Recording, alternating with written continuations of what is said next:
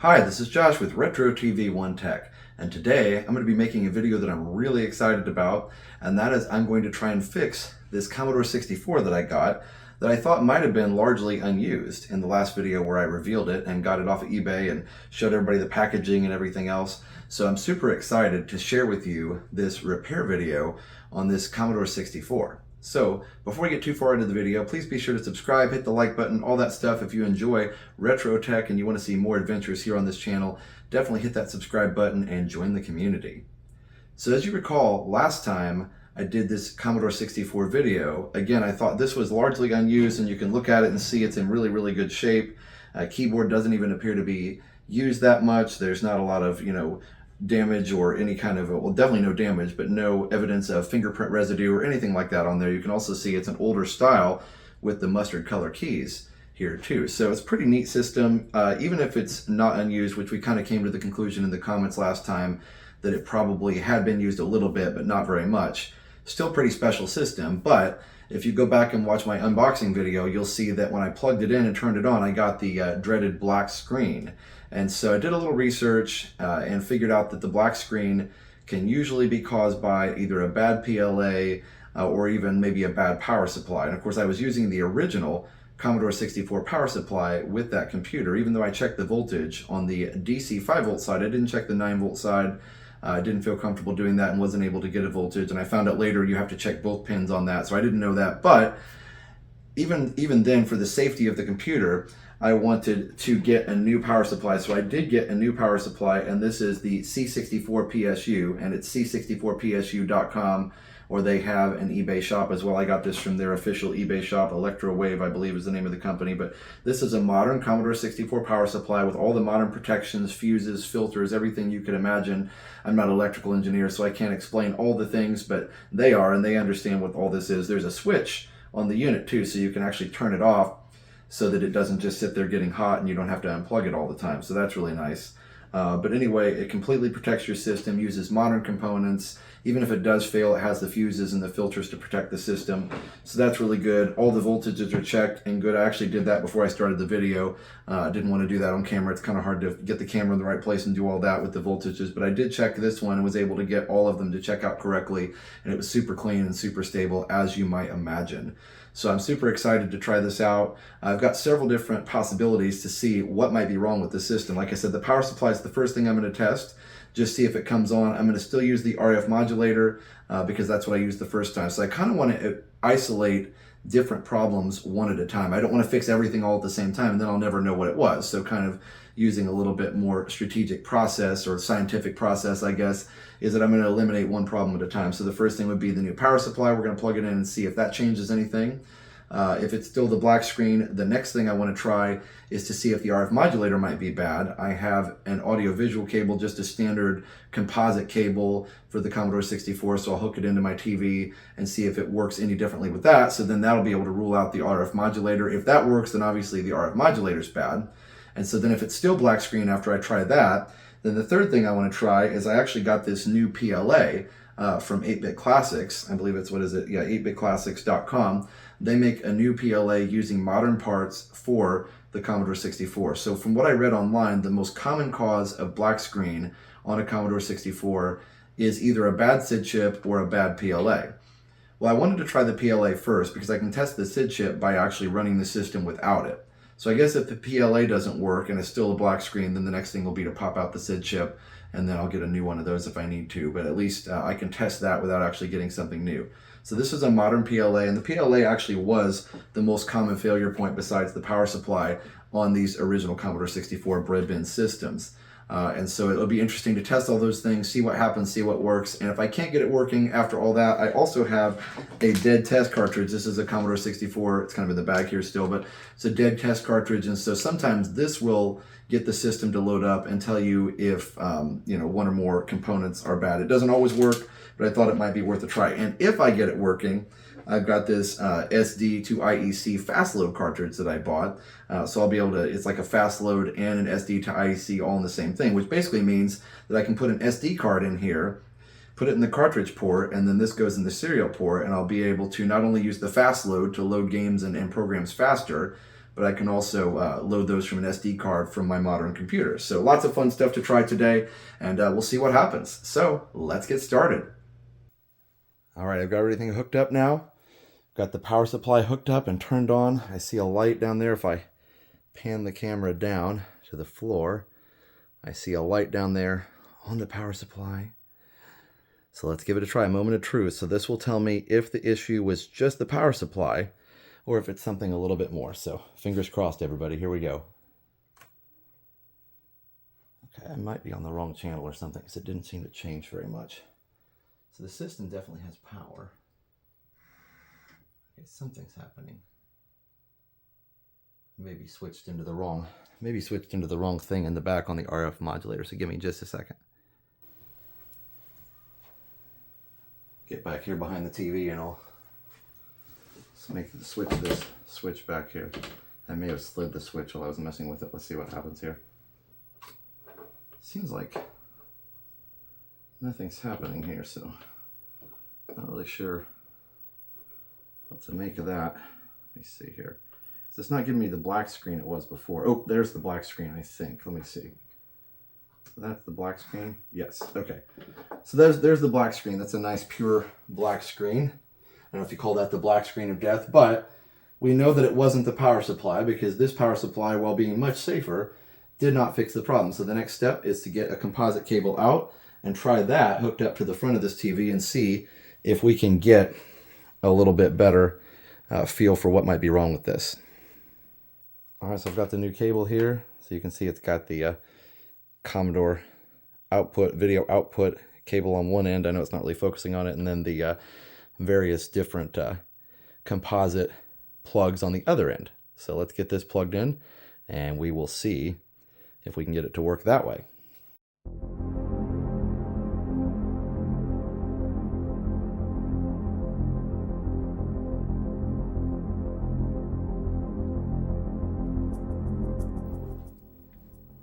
Okay, so as you can see, I've got the composite cable plugged in here, and one thing you may have noticed as I was plugging it in just now is that I left this black cable here, this black plug, disconnected. I believe, I can never remember, one of them is Luma and one of them is Chroma.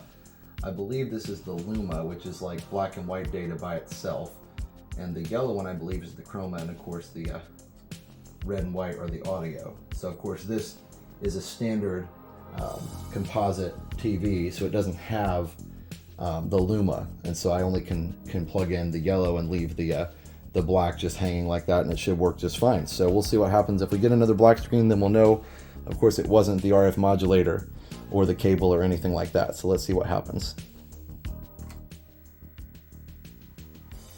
Okay, so it's definitely on because it definitely took over the video, and you can hear it buzzing.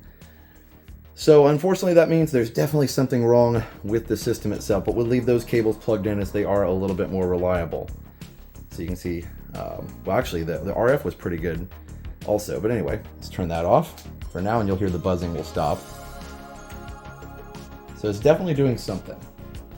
All right, so I think the next thing I'm gonna try is this Dead Test Cartridge here, which is supposed to give us any kind of feedback on what might be wrong with the Dead C64.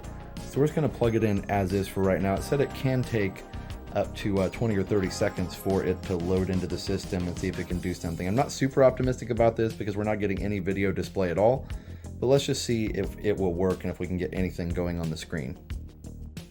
And by the way, I will put links to both this Dead Test Cartridge as well as the AV cable I used and the new power supply in the description.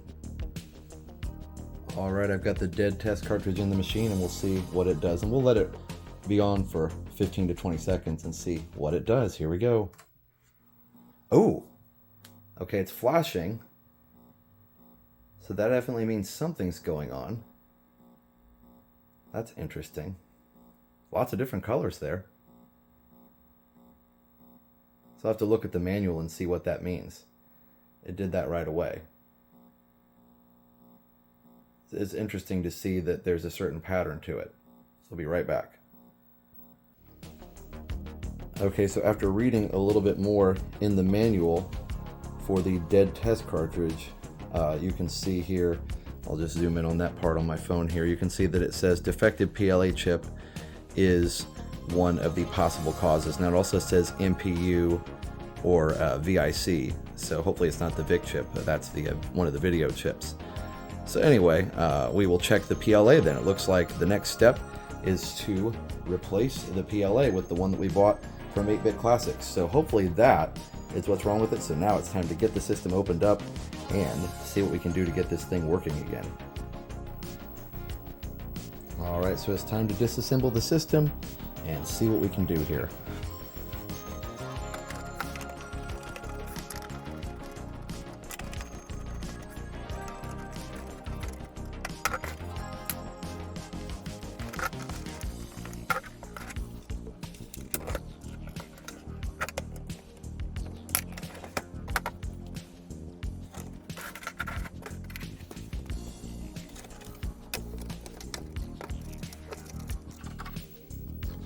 Alright, so we have to unplug the keyboard and the power LED and all that fun stuff. Alright, so the keyboard wires, being a little bit stubborn, they must be on there pretty good, but we're going to go ahead and remove this RF shield here, which probably hasn't been removed since the system was built. So that's pretty remarkable. You can see the tape is definitely rotted from years and years of sitting here. Almost got it. There we go. Pull this back and see if I can get a better look. The keyboard connector there. Oh, everything looks pretty clean inside of there. That's very cool. There you go. Check that out. Wow. I think the system, honestly, is very clean inside of there. I'm not sure why the RF shield is so corroded, but definitely very clean inside the motherboard. And everything looks pretty good. Alright, after some finagling, I finally got the keyboard unplugged so I can lay that down gently there. It was just really tight because it's never been unplugged before, so that was pretty interesting.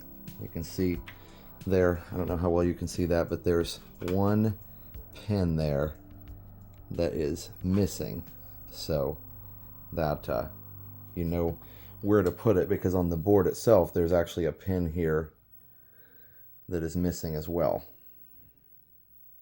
So I apologize for the poor lighting here, but you can kind of see the chip layout here. This is the CPU. It's a 6510. It's compatible with the 6502, which is the standard CPU for all the Commodore systems, at least all the 8-bit Commodore systems.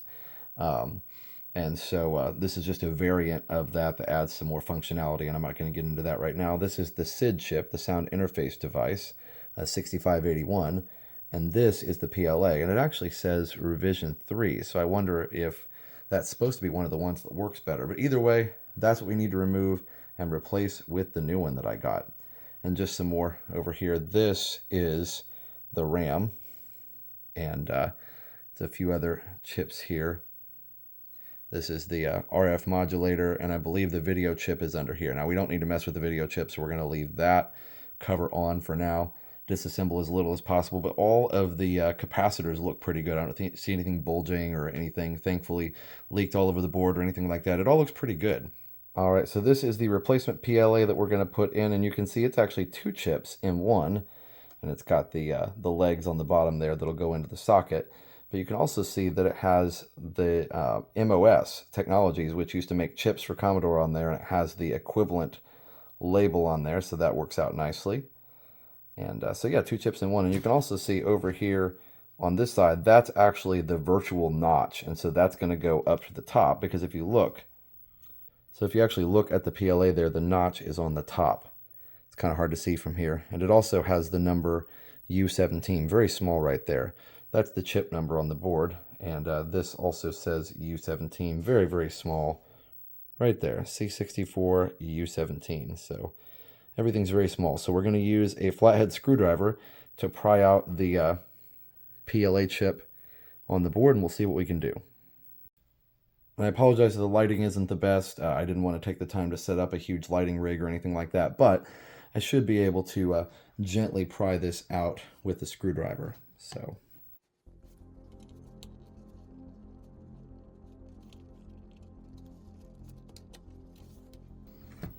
part of it up. Let me go on the other side here. Do the same thing to the other side.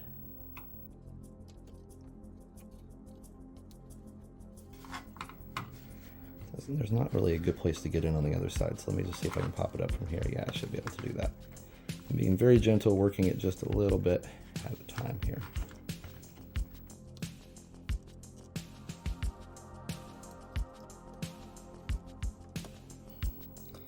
There we go. It's free. So that's my first time removing a chip on the system, so it probably wasn't the best job ever, but we'll see if this is the culprit. So we'll replace that with the new one and see what happens. And if that's not the problem, then we'll take out the SID chip down here below. So again, the notch goes towards the top. And so here we go. Let's see if we can get it put in there. Line it up really good before I start pushing on it. There we go. I think it's lined up. Get my phone flashlight on it just to make sure.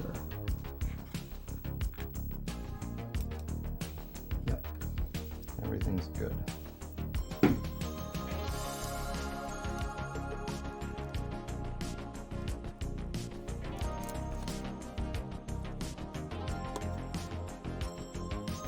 Let's see if that's all the way down. I think it is, actually.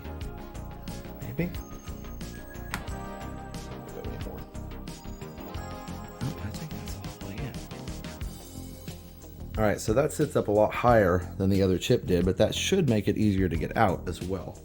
Just going to double check to see if that's seated well. Boy, that took a lot of force to get that in there. I guess that's why they came up with 0 insertion force sockets. These are definitely not 0 insertion force sockets. So I'm actually going to plug this back in with it open and see if I can get a picture this way on the screen. All right, here we go. Moment of truth to see if it really was the PLA. Cross your fingers and let's see if we can get a picture. Oh, nothing. That's frustrating. Okay, I guess the next step is to try the SID chip. Wow, that's the same thing it did before. By the way, it doesn't need a keyboard plugged or anything to run.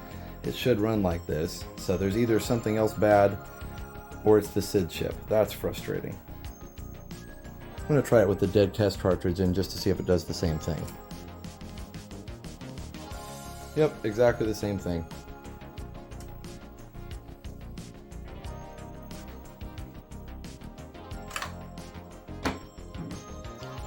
Okay, the next order of business is to remove the SID chip and see if we can get it to work without that. I want to be careful not to damage that capacitor in the process there. Luckily, all these chips are socketed, so I should be able to remove this. I'm going to be really careful with this one to make sure I don't break any of the legs while I'm getting it out here.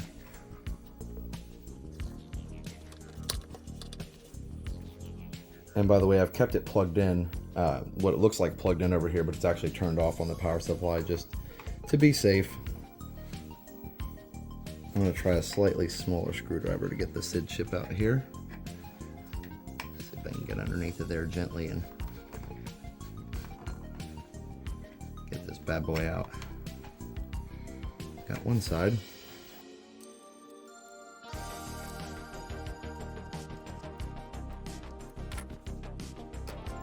Alright, so I got the SID chip out, so I'm going to try it without that chip in there and we'll see what happens.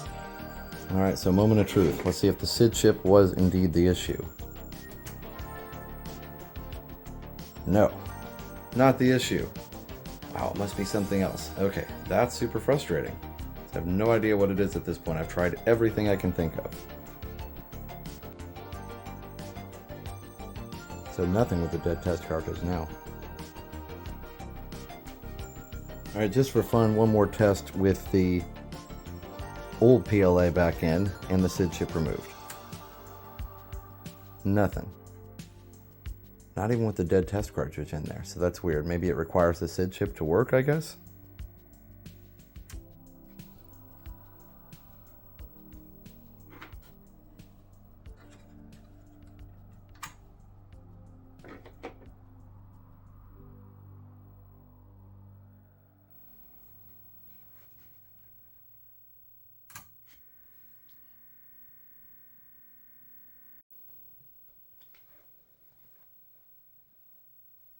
All right, I got the SID chip back in. I'm just going to try it one more time just to see. Okay, so nothing again. One more time on the dead test cartridge.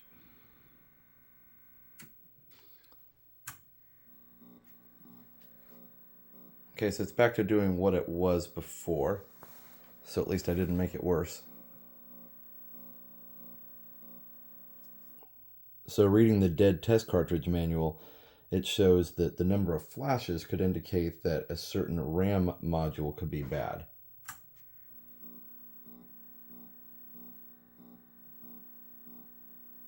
Seven.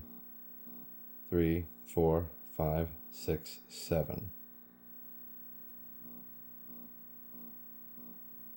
And what that means, 7 would actually indicate U9. If you look here, 7 would indicate U9, I guess, because I have a revision A or B board, I believe, or it's U10. Let me look that up real quick and see if I can figure out which revision I have.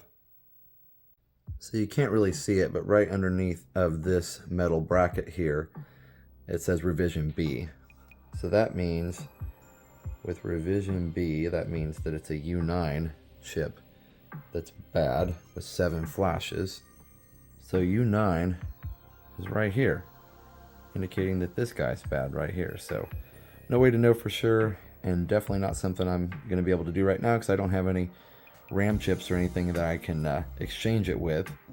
Also, those were soldered to the board. They're not socketed, so you'd have to take the board out and desolder and all that kind of stuff. So I may leave that to my friend Dan and let him do it since he's done it before. But at least I was able to isolate that the SID chip and the PLA were probably not the cause, because changing them didn't help anything.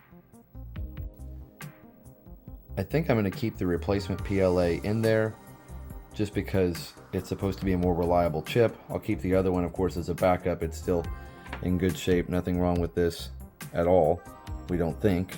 So I don't think that was the issue, but either way, we'll keep this one definitely as a spare part, and but we'll keep the new modern version of it in there just to rule that out as a possible cause. So unfortunately, it looks like it's time to put this thing back together and wrap up the video, because we're not going to be able to fix this tonight. Very disappointing, but at least we've been able to rule out some possible causes. So I actually had everything put together and even filmed an outro video and a close for this, and then I had a thought that did a little research that the CIA chips can be removed and the board will still work, the computer will still work. So I want to try those out and just see if it makes any difference at all. I'm going to just carefully remove these here. They're a little bigger chips, so I don't know. I'll see what I can do here, but just had that thought just to see if that was maybe part of the problem.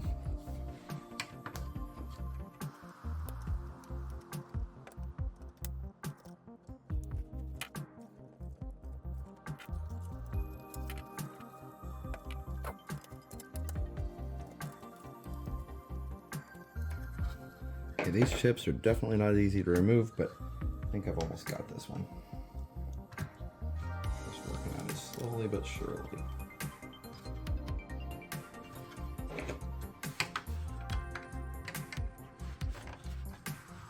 Just a little bit at a time.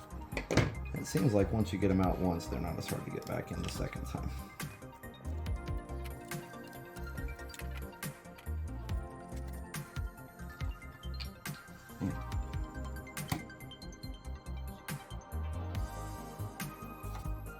Alright, so I got one of them out, and it should do it without damaging anything, so that looks good. Let's try the second one.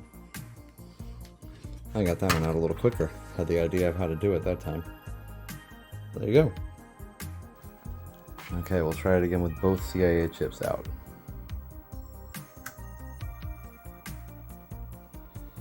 Nope. Nothing that way either. Alright, last test. Got the SID chip removed, both CIAs, and really it won't be able to boot with any less chips than this. Alright, so nothing. So I think we've exhausted all possible options. Now it's really time to wrap it up. Well, all right, everybody. Unfortunately, we didn't get the C64 working this time, but we'll get it working eventually. I definitely want to do some more research, see what other things it could be causing the black screen. The dead test cartridge indicated that it was the RAM chip U9 being bad, so that could be, but I've also read that the test cartridge can also malfunction and say the wrong RAM chip or something like that. So, it's just a guide. It could be bad. That's not something I'm willing to tackle myself as far as desoldering RAM chips, so that's something I'll leave to somebody else who's had a little more experience with it. I definitely don't want to mess it up. I was, comfortable just swapping out chips. That wasn't too bad. Although it was harder to get them in and out than what I thought, and I definitely had to be careful and go slow. I did some of it off camera just so I could really get completely in there and not block the screen and take a little extra time with it. But definitely was surprised at how difficult what that was the first time. But managed not to damage anything, and was excited to just to give it a try. Again, disappointing that we didn't get it working. I was super excited to try some games and just see that beautiful blue basic screen on this TV, but that was not to be today, unfortunately. So hopefully our friend Dan can figure out what might be wrong with it. But if you know, or you have any ideas, you have a lot of experience with C64s, definitely leave a comment. Let me know what you think it might be based on what it's doing. If you have any ideas, anything I can try that maybe I can do before I even send it off to Dan. If there's another chip maybe I can remove. I wasn't sure if there were any other chips. I knew I could remove the SID chip and see if it worked without that, and of course that wasn't the problem. So I am glad that hopefully the SID chip is good. I got it back in there, of course. But I think there may be one or two other chips that I can remove and see if those are bad, and then get replacements for those if I need to do so. So anyway, leave me a comment, let me know if you have any other ideas, and thanks for watching and for supporting. Subscribe if you like these retro tech videos. Even though this one was a little bit disappointing, at least you can see the process that I've gone through, and when we do finally get it working, it'll be super exciting to celebrate that we got one of these other beautiful machines to work, and one that wasn't working and we've kind of rescued it. So it is beautiful on the outside. We just got to get it fixed up so that it works all the way through. So thanks for watching, everybody. So for now, enjoy that tech and keep it retro.